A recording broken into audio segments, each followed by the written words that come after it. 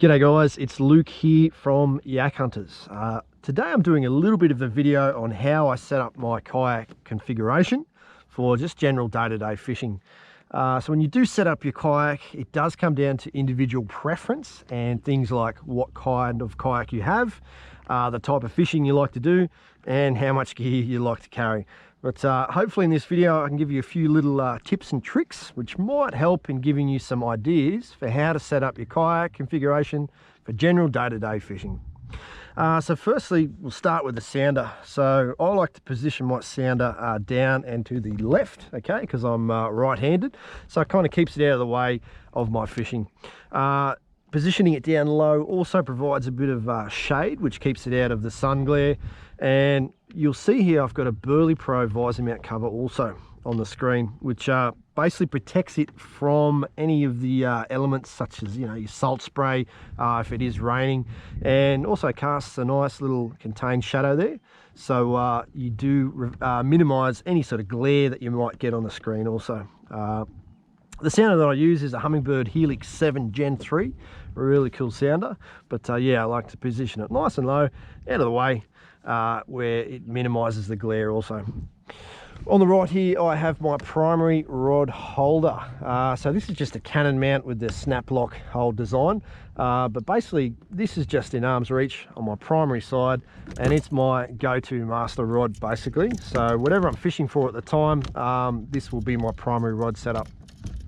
Very handy with a snap lock holder, okay, so you want to make sure that you do have something that will secure your rod in place. You don't want it falling out of that holder and ending up in the drink.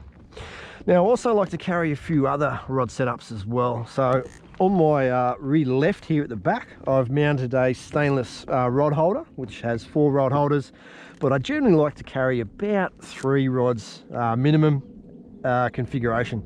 So what I like to do is essentially set those up in 3 variants. So I might have a heavy, a medium, and a light setup, or I might have things like a blade, a plastic, or a diver.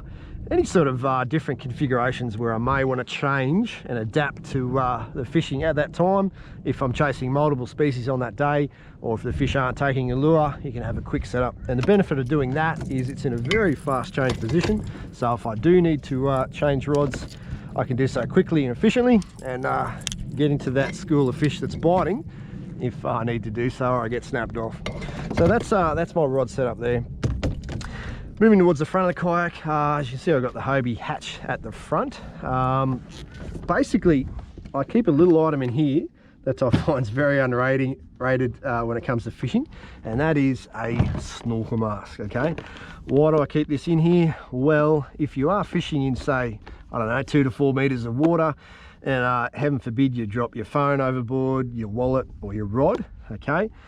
Having something like this greatly increases your chances of getting it back, okay? So if you are in shallow water and it's pretty clear, okay, you can jump out, have a little swim, put on the mask, and get down and see clearly in the water to get your valuable item back. So a little bit of a bingo, this one. I really keep this on board. I never really have to use it, but hey, on the day that I do, I'm sure it'll come in quite handy. So a little item that often gets overlooked when packing your kayak gear. Now you'll notice I'm in a PA14, and it does come with these rod tubes also. However, I personally don't like to use these rod tubes when I'm out fishing, and the reason being is that obviously when you slide your rod through into those tubes, okay, you've got your guides which will sit in there. Now the issue with having rods running down your kayak is that heaven forbid you accidentally step on a rod, okay, or if you're lucky you get a big fish and it's flapping around on deck, okay, it starts putting pressure on these rods. They basically get in the way, okay? So what happens is when these guides are sitting in those rod tubes, any sort of unwanted pressure on those rods can sometimes bend those guides or put unnecessary pressure on them, or worst case, I've seen people that have actually snapped their rods because they've been in the way.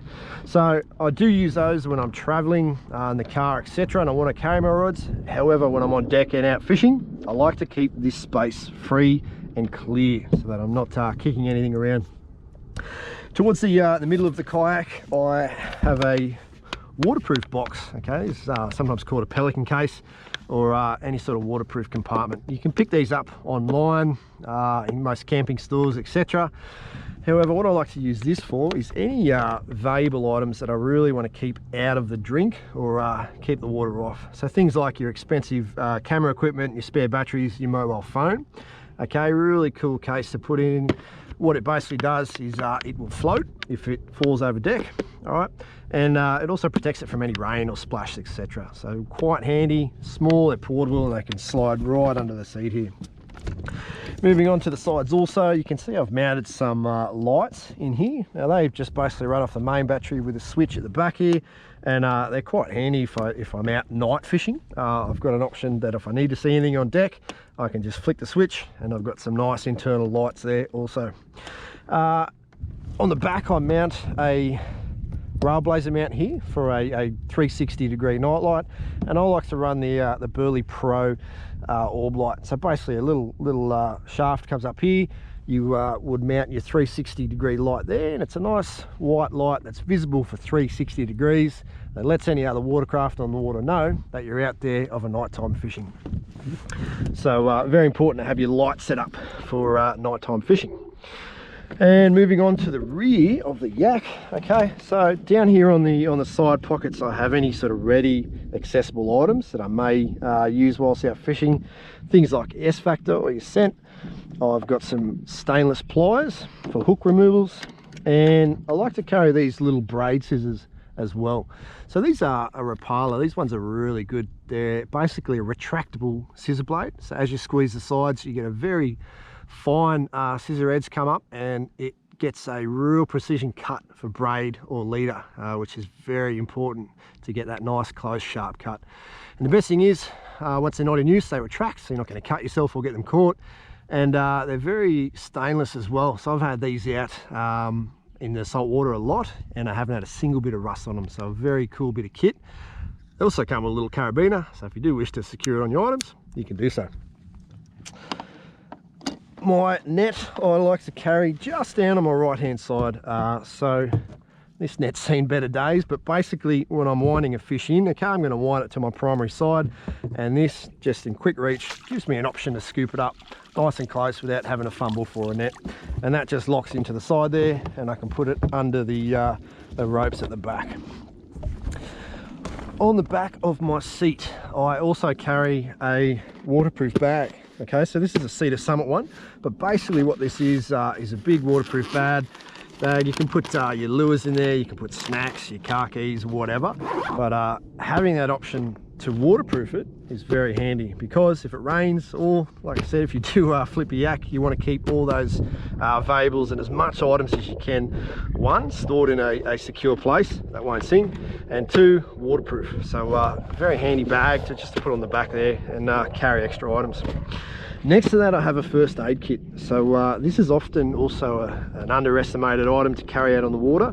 So inside I've got emergency equipment like a head torch, I've got bandages, waterproof bandages are important, okay? And everything in there is plastic, so tweezers, scissors, etc. Are all made of plastic so they won't rust. Very important to have, so you know, heaven forbid if you do give yourself a nasty cut, or you get a flatty spike or a fish spike, okay, you can wrap yourself up with a waterproof bandage and crack back into it and get back in the fight. So very handy item to have is a first aid kit. Also carry a half pedal, okay, so if my drive does fail for whatever reason, I've still got a method to move around and won't get stranded. So nice little half paddle which I carry there, which snaps on the back.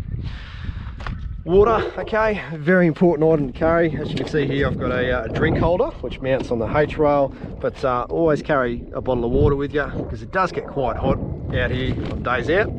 And that brings me on to my next topic, which is clothing. Okay, so I like to wear light, breathable, but some protective clothing when out fishing, because there's literally zero shade out on a kayak, and if you're like me and you like to fish all day, those sun rays can be quite nasty. So things like leggings are a good option.